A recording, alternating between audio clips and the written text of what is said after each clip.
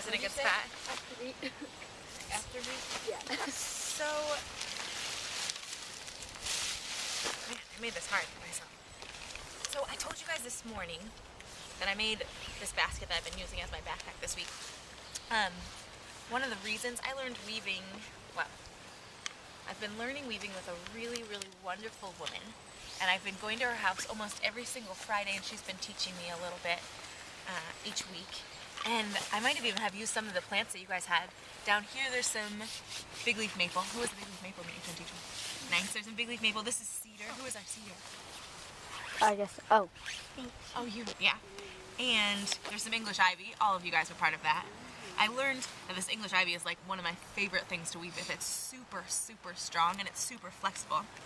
And I really, really like making things. And that's one of the reasons why I did this project. But another reason why is because I'm from the other side of the country. I come from Vermont. I grew up in Vermont.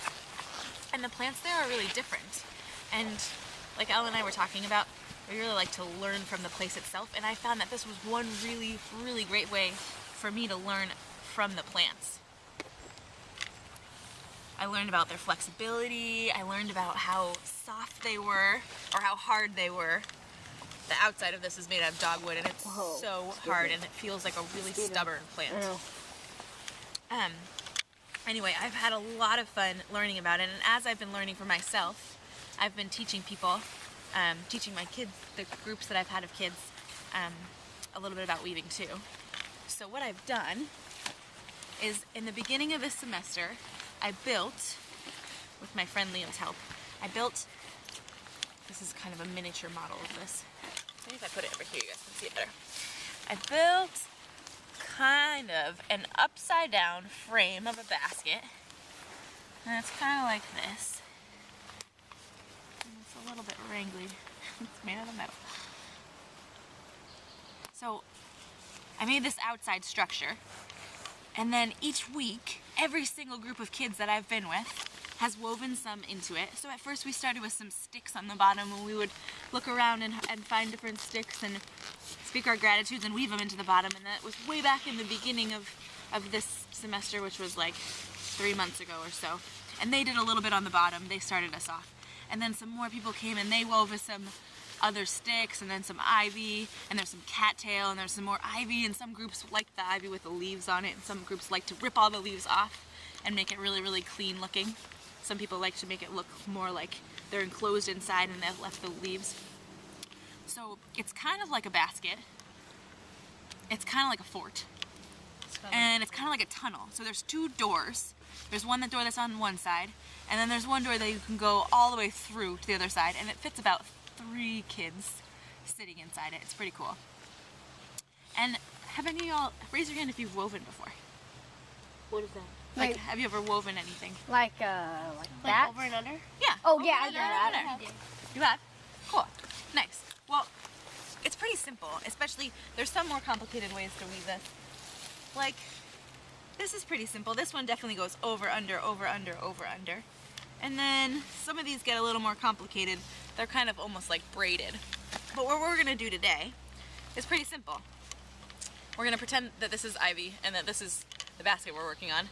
And we can sometimes even tie a knot with ivy too. Tie it up, and then you go over one of them, under the next one, over the next one, under the next one. And I think that you guys will be the group that doesn't have to leave space for the doors. All the other groups have had to stop there and then leave a space for the door. But I think you guys, where you're weaving is high enough up that we can be the first ones that don't have to do the door. So it goes all the way around, and then when it gets to the other side, what you're gonna wanna do is the opposite. So if it was over on the first side, then it goes under on the next one. So this one, for example, this one's on over. The string is on top of it, so it's gonna go under this time. And then this one before,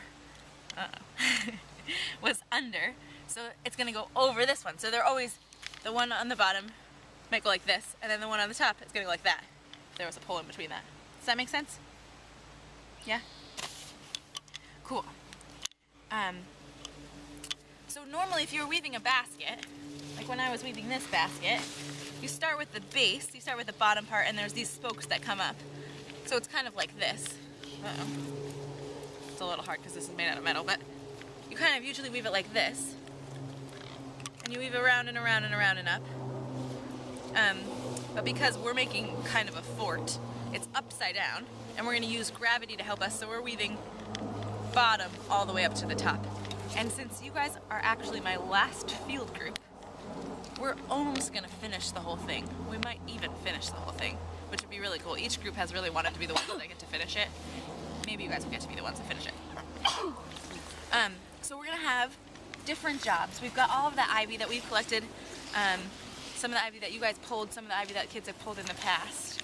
And one thing I really like about this project is that we do a little bit, and we're making something really beautiful that's part of a whole lot of people doing that little bit, and all together, it's kind of like teamwork in the team scores. All together, we make something pretty awesome. I think you guys are going to like it a lot. So working with some of the stuff that some other people have pulled, and some of the stuff that you guys have pulled, we can have different people do different jobs. Some people's jobs could be untangling that crazy mess and finding the really, really long strands. Some people's jobs will be weaving in and out on the actual fort basket thing, tunnel. The only thing I want to say is that I'd like everyone to try every job, because if you were just pulling off the leaves and just picking the ivy strands, you might not know how you really want the ivy strands to be. But if you tried to weave it, then you'd get an understanding of what you're looking for when you're pulling off the leaves. And if you were just weaving it, you might not know about how to prepare it. So I want everyone to do each part, and then you can decide the part that fits you the best. Whatever one you find most fun. Does that sound good? Can I see some thumbs on us? You look a little tired. You guys feeling a little tired? I'm not tired. I'm not tired. Okay. Okay, well, do you guys want to see it? Alright. So let's grab this ivy. And I also brought some cattail. We'll see if you want to do some design work. It's kind of fun sometimes to have cattail and then ivy and cattail and then ivy, and you guys are great artists. I saw already that you guys are great artists, so I'll leave it up to your creative freedom if you want to use that too. It's harvested by a bunch of the instructors in the beginning of the year. Alright, let's grab the ivy.